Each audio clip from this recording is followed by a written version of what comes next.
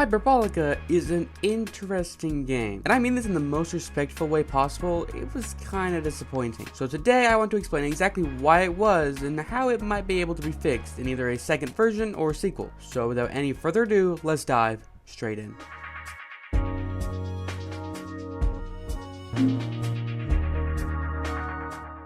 You can probably see this game looks weird. It's apparently something called Non-Euclidean geometry, I think, which I totally understand. The creators behind the game have tried to explain it, and I think I might understand it, maybe? This weird geometry is the main gimmick of the game, and it's sometimes used in very clever ways. Some levels are designed completely around it, like the farm level, where you have to blast moles, but your cannon is long ranged, and the moles move when you're too close. So how do you shoot them from far away? Well, because of this non-Euclidean geometry, you can shoot them in the sky. That's a really cool idea, and I really enjoyed figuring it out. This level also has a few gimmicks I like as well, like both having a well that can drop you to the other side and a spring that can bounce you all the way to the other side. That's really cool as well. Other levels, however, do have ideas that add on to this non-Euclidean geometry gimmick. There's this restaurant level that allows you to skate around, which is fun, but it's also kind of confusing since everything is laid out so weirdly. But it's not too hard. The game shows you very clearly where you need to go, and it actually makes it pretty easily to get around, but it's still hard to wrap your head around, and it's still interesting to play. It's quite a lot of fun. However, the worst type of levels don't do much to add on to this main gimmick. The snow level has you walk around.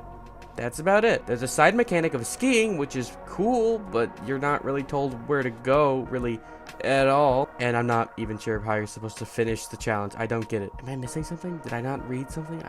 I don't know. And it doesn't really benefit from the geometry. It's kind of fun, but it's more just confusing. But still, that's just a side mechanic of this level. The main level doesn't really have a gimmick other than, like I said, walking around. I guess really the only gimmick here are these catapults. Okay, well, one's not a catapult, but I'm not really sure what to call it. I'll just put the name on screen because the game says it. I just don't remember. Anyway, they don't do much. It's purely cosmetic. You fling yourself to the other side of the fence, and that's it. It's cool to see, maybe the first or second time, but that's it. Not really something that can be used as a level gimmick. I really think this level needed a rethink as a whole. All you really do is talk to someone, fling yourself over the wall, talk to someone else, and repeat a few times until you're done. It's repetitive. It's not even that fun. Really, the thing in this level that's supposed to draw you in is the humor of two armies fighting over whether you pour cereal or milk first. The answer is cereal, by the way. But that's really it. It doesn't really benefit from being in this weird world. So the levels are a mixed bag. And did I mention there's only 5 levels? Yeah, only 5 levels. Some of which have really clever ideas, some don't. Oh, and then there's a final boss, but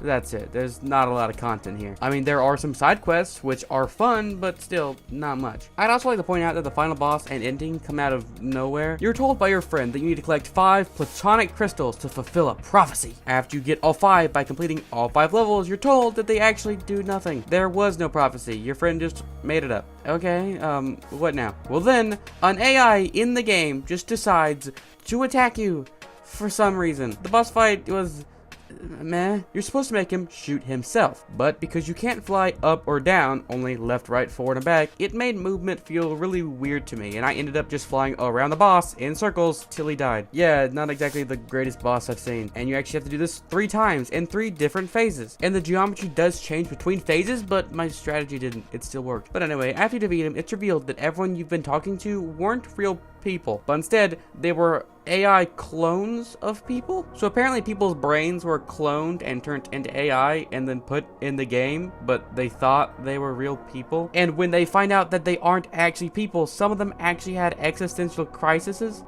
I don't know. Well, we're told that. We don't see it. All the people we talk to just say that they're fine with it, so whatever. That's it's definitely a way to end a game. So overall, what is my problem with this game? Well, the main mechanic doesn't seem to be used as well as it could have been. There doesn't seem to be nearly enough content, and the content you do have isn't really the greatest, and the ending felt very rushed, like they just wanted a cool boss fight and a plot twist, but it doesn't really make any sense, and it just comes out of nowhere. Like those 5 crystals could have been the key, and that opened a gateway that entered the AI, and then you could fight the AI that made the game, and that'd be the end. But instead they wanted to pull a plot twist and say, oh, it doesn't actually do anything, but then you still ended up fighting an AI. It doesn't add to the game. It's just, yeah, I don't know. It's just there because it's supposed to be cool, but it's not really that cool. And all of this isn't helped by the fact that you have a really big, or at least what feels like a pretty big hub world that's really confusing to get around, and the map isn't very helpful, which makes it feel like you have so much area to explore when most of it is empty. So it's really just a huge open blank area that you have to get around, and you have really no idea where to go. It felt really irritating. Basically, Hyperbolica feels like a tech demo. It feels like it's showing off some cool ideas and interesting interactions within non-Euclidean geometry instead of a full-on game. I hope Hyperbolica 2 does actually have some pretty good puzzles and even some more fun gimmicks, assuming there's going to be a sequel. Honestly, I think this idea has potential as long as it's in the right hands, and I hope it is. And I hope it's given a second chance, because as it is now, it's promising with some fun parts, but overall, it's pretty underwhelming. But that's about all I have to say about this game. Cool concept, decent payoff. But with that fairly disappointing conclusion,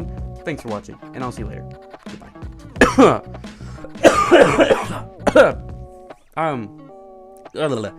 Hi, I'm sick. I don't know if you can tell. I have not worked on videos in over a week, which it's like, oh, it's cool that I got a break, but a lot of it was very boring, and I want to get back to work on videos. So here we are. I'm still a bit sick, but I didn't care. I didn't want to wait anymore. I want to make videos. So here we go with a critique video. Why couldn't I have started with something nicer? Game was still fine though. You should still play it. It's interesting to mess around in. It was a cool, what's the word? It's cool. Oh, I don't know the word. I think you should have. It's a cool experience. That's the word. You should check it out. Cause why not? If you can, I guess. I don't know. Goodbye.